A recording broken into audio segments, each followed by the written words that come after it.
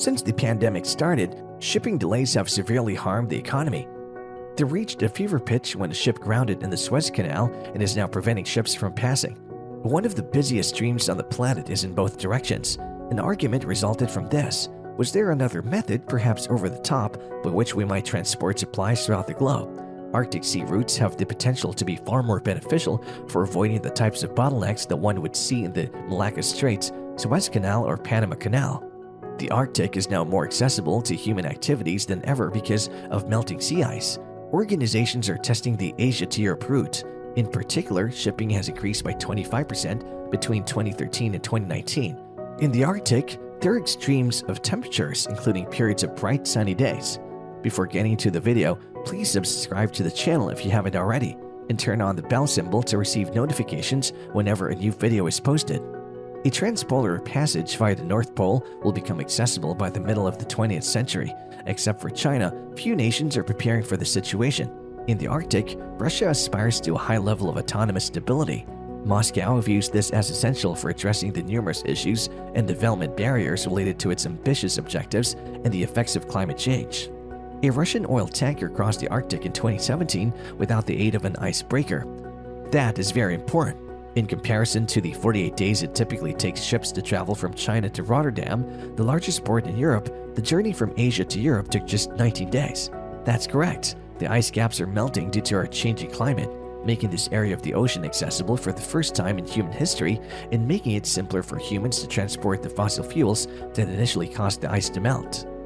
We've never had this irony-heavy ocean commerce route, and right now, Russia is waging a big construction campaign to stake its claim. Possibly the most remarkable thing Russia is now creating is this $110 billion megaport on the Taimyr Peninsula.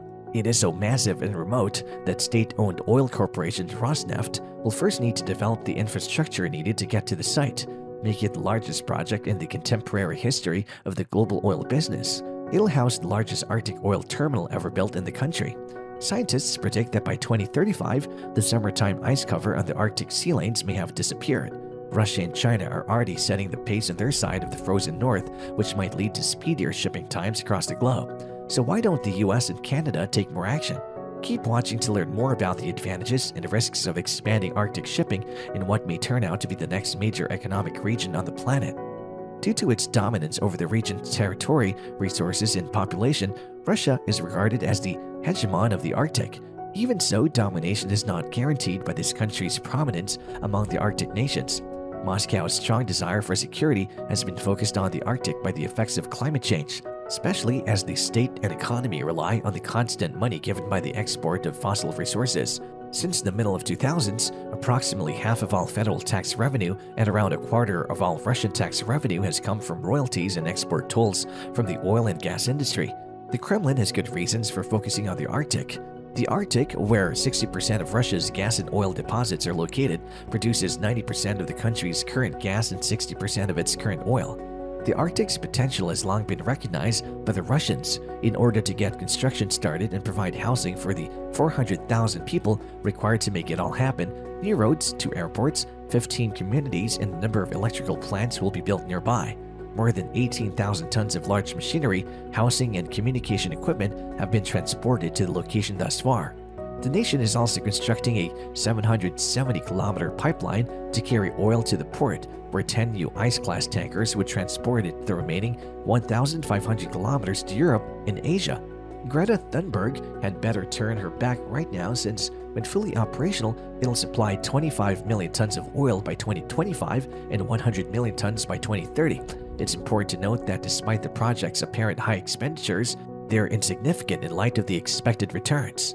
And this megaport is just one element of a bigger regional development plan. The Russians sent an extremely cold diver to the bottom of the Arctic Sea in 2007 to install a flag there. Then in 2018, the nation unveiled its plan to develop the Northern Sea Route.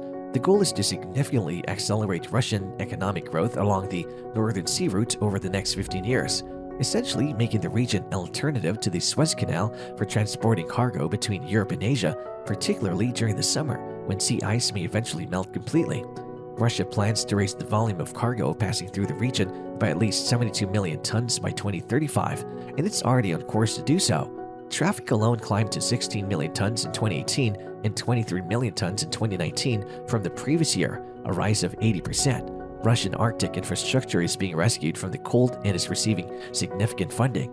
Rail lines are being expanded, ice-class container ships are being built, and ports are being modernized, and it extends past oil.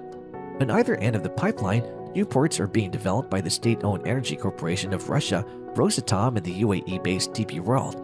They're being created specifically to transfer cargo from ice-class ships to common vessels.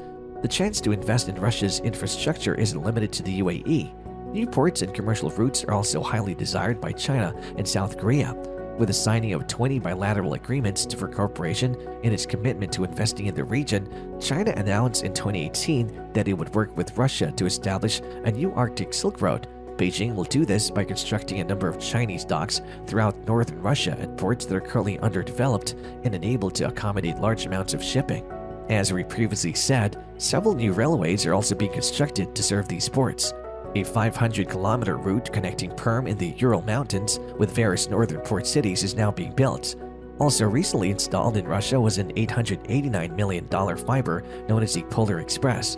The remote settlement of Tereburka in Russia's far north, home to 2.5 people, roughly half the population of the Arctic, and Vladivostok are connected by a 12,600-kilometer cable that extends from there. Additionally, Amderma in the west and Pevek-Chersky and Kepervayam in the east are celebrating their birthdays. When the Gulf of Obst dredging is finished in 2022, larger ships, the kind that Russia is actively building, will be able to travel through this vital area. At least 40 additional Arctic boats, including 16 rescue and support ships and 8 nuclear-powered icebreakers, will be built. Some of these will be icebreakers of the lighter class, which can, in essence, cut a way through extremely thick Arctic ice for commercial ships to follow afterwards. Now, as you might anticipate, all of this construction has alarmed a few nations. The Northern Sea Route and the Northwest Passage are used as straits for international shipping, and they're not solely under Russian jurisdiction, the United States has reminded Moscow. Nevertheless, a sizable portion of the route is located in the nation's exclusive economic zone. Much of this new infrastructure is also funded by foreign investment, with Russia relying on other nations who would substantially profit from a Suez Canal alternative to do so. The nation has consistently argued that its upcoming oil megaports will be eco-friendly and leave very little of a carbon imprint. According to reports, wind turbines will power the oil installations. However, many environmental organizations have fought against these projects, arguing that the world doesn't actually need to be creating new oil infrastructure at this time. Construction there could harm the Arctic animals because some of the oil fields are within a reserve that's protected from human interference. Regarding climate change, Russia has always lagged. Although it has been a significant domestic political issue, the Kremlin has a tendency to downplay its gravity. Russia, the fourth largest greenhouse gas emitter in the world, joined the Paris Agreement in 2019. Although it has not yet agreed to phase out coal and methane emissions over the next 10 years, it's now committed to achieving net zero carbon emissions by 2060. China, which considers itself a near-Arctic state, is likewise particularly interested in expanding the Arctic region for shipping. In a 5-year plan from 2021 to 2025, it has promised to construct a so-called Polar Silk Road, sending a clear message to Russia that it's committed to developing infrastructure along the Northern Sea Route. The launch of a satellite to track shipping lanes and keep an eye on Arctic sea ice developments was also announced. One thing is certain, the world will change in more ways than we anticipate as we move through the 21st century, and regrettably as the amount of ice in the Arctic decreases. If you liked this video and found it entertaining, please subscribe to the channel and turn on the bell symbol to receive notifications when new interesting content is posted.